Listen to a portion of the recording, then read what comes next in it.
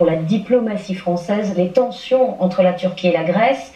Depuis des semaines, un navire sismique sonde les fonds marins en Méditerranée à la recherche de gisements de gaz, mais il se trouve dans une zone maritime grecque.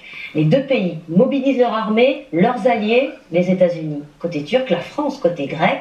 Les explications de Dominique Darbard.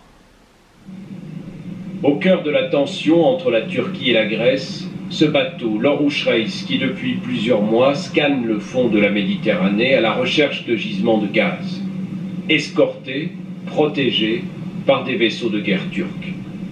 La Grèce accuse la Turquie d'effectuer ses recherches dans une zone maritime qui lui appartient.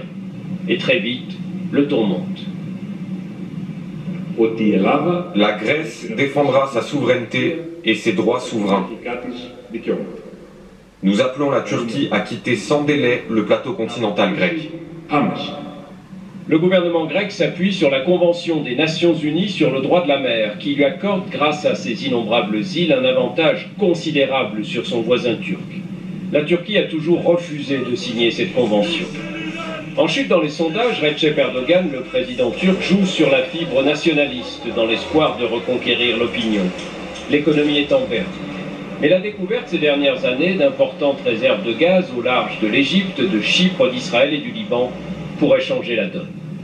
Sur cette carte, voici la zone qu'il revendique. C'est autour de la petite île grecque de Castellorizo, à 2 km à peine des côtes turques, que se joue ce bras de fer entre ces deux pays membres, l'un et l'autre de l'OTAN.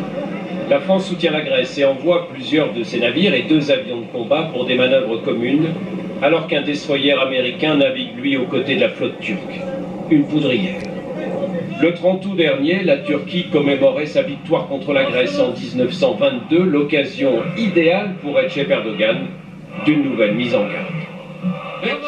Les Grecs se rendent-ils compte de ce qu'il risque de leur arriver par la faute de leurs dirigeants ambitieux et incompétents?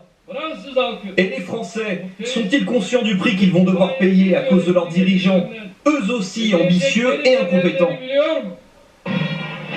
Les tentatives de médiation européenne jusqu'à présent sont restées lettres mortes. La tension en Méditerranée n'est pas près de retomber.